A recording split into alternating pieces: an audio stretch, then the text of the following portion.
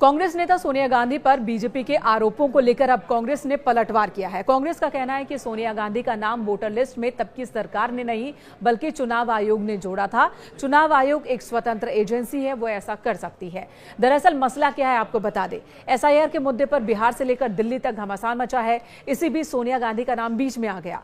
BJP IT cell के प्रमुख अमित मालवीय ने कांग्रेस नेता सोनिया गांधी का नाम लेकर बहुत ही गंभीर आरोप लगाए। उन्होंने कहा कि सोनिया गांधी जब इटली की नागरिक थी 1980 में, तभी उनका नाम वोटर लिस्ट में जोड़ दिया गया था। यानी कि वो भारत की नागरिक थी नहीं, प्रक्रिया पूरी हुई नहीं थी, उससे पहले ही उन्हें भारत का वोटर बना दिया गया था। जब बवाल हुआ तो 82 में उनका नाम काटा गया, लेकिन 83 में एक बार फिर नाम जोड़ दिया गया वोटर लिस्ट में, और वो भी तब जब उस वक्त उन्हें भारत का नागरिक दिखाया गया, जबकि प्रक्रिया पूरी नहीं हुई थी। अमित मालवीय ने आरोप लगाया कि तब की सरकार के दबाव में ही ये काम हुआ था। हालांकि कांग्रेस का कहना है कि तब कांग्रेस की ओर से ऐसा कोई दबाव नहीं था। चुनाव आयोग पूरी तरह से स्वतंत्र था और चुनाव आयोग ने अपने हिसाब से नाम जोड़ा था वोटर लिस्ट में। लेकिन अब बीजेपी पर आरोप कांग्रेस की ओर से लगाए जा रहे हैं कि बीजेपी सरकार के इशारे पर ही चुनाव आयोग काम कर रहा है और मिली भगत है सरकार और चुनाव आयोग के बीच, और तमाम व्यवस्था इसलिए की जा रही है ताकि आने वाले दिनों में भी बीजेपी और उसके सहयोगी दलों को ही मतदान के दौरान, चुनाव के दौरान फायदा मिलता रहे। तो इस तरह से आरोप प्रत्यारोप चल रहा है। लेकिन आरोप बीजेपी की ओर से लगाए जाए या कांग्रेस की ओर से लगाए जाए, चुनाव आयोग पर सवाल जरूर खड़े किए जा रहे हैं दोनों ही दलों की ओर से। लेकिन मौजूदा वक्त में बीजेपी कह रही है कि चुनाव आयोग स्वतंत्र है। 1980 के मसले पर कांग्रेस कह रही है कि चुनाव आयोग तब स्वतंत्र था। अगर देश में, मैं तो कहूंगा दुनिया भर में देखोगे, अगर 90 बार किसी के नेतृत्व में चुनाव हारने का रिकॉर्ड है तो श्रीमान राहुल गांधी जी के नेतृत्व में हारे हैं।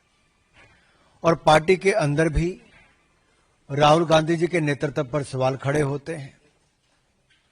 अब जब वो चुनाव हार जाते हैं तो ईवीएम पर प्रश्न चिन्ह खड़ा करते हैं, तो कभी वोटर्स पर ठीकरा फोड़ते हैं। और यही नहीं, आप अनेकों उदाहरण देखिए। जब कांग्रेस ने कहा EVM is rigged for BJP, EVM machine की हेराफेरी कांग्रेस कहती रही। फिर उन्होंने कहा ईवीएम बैन करो, बैलेट पेपर को वापस लाओ।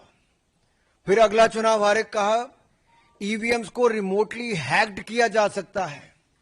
फिर कह दिया वीवीपैट 100% चेक सुनिश्चित करो। हर हार के बाद कांग्रेस ने नया बहाना ढूंढने का काम किया। आत्मचिंतन, आत्मनिरीक्षण कांग्रेस ने नहीं किया, लेकिन आरोप ईवीएम इलेक्शन कमीशन से लेके संवैधानिक संस्थाओं पे बार बार लगाते रहे। और अब बिहार चुनाव हारता देखकर कांग्रेस पहले ही विपक्षी दलों के साथ मिलकर झूठे आरोप लगाने में लगी है। कल कुछ कांग्रेस के लोग कह रहे थे राहुल गांधी जी और विपक्ष के नेताओं ने बवंडर खड़ा किया। अरे भाई, बवंडर नहीं, बलंडर है। और मैं बताने वाला हूं कैसे। जितने आरोप आज तक लगाए, मैं राहुल जी को यही कहूंगा, धूल चेहरे पर थी पर आप आईना साफ करते रहे। अब तो पूरा देश की गली गली में शोर लग रहा है। अभी नयारा दूसरा भी लगेगा ना, गली गली में शोर है, चुनाव आयोग चोर है।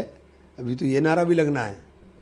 मतलब ये ऐसा नहीं है कि ये इसके अंदर कोई सबूत की जरूरत है। इसमें सबूत आपके दस्तावेज के अंदर चोरी, फिर उसके ऊपर अब चुनाव आयोग की सीनाजोरी नहीं चलेगी।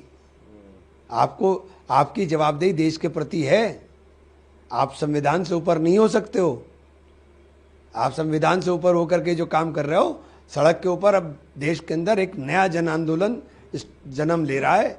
और मैं आज कह रहा हूं कि जेपी से बड़ा आंदोलन होगा जो देश के अंदर जन्म ले रहा है। सुप्रीम कोर्ट ने एग्री किया है इलेक्शन कमीशन के साथ जो एसआईआर की अभी जितनी भी केस चल रहा है उसको बोले कि आधार कार्ड कंक्लूसिव प्रूफ नहीं है सिटीजनशिप के तौर पे। आप कैसे देखते हैं आधार कार्ड? तो मैं ये नहीं मैं तो सिर्फ इतना देखता हूं कि आधार कार्ड आपने बनाया किस काम के लिए। फिर आधार कार्ड का मतलब क्या है? आधार कार्ड का मतलब यही तो था। तो इसको क्लियरिफाई गवर्नमेंट को करना चाहिए कि आधार कार्ड किस चीज़ के लिए, उसका पर्पज़ क्या है। क्या सिर्फ हम लोग डेटा कलेक्ट करने की मशीन बन गए हैं देश के अंदर?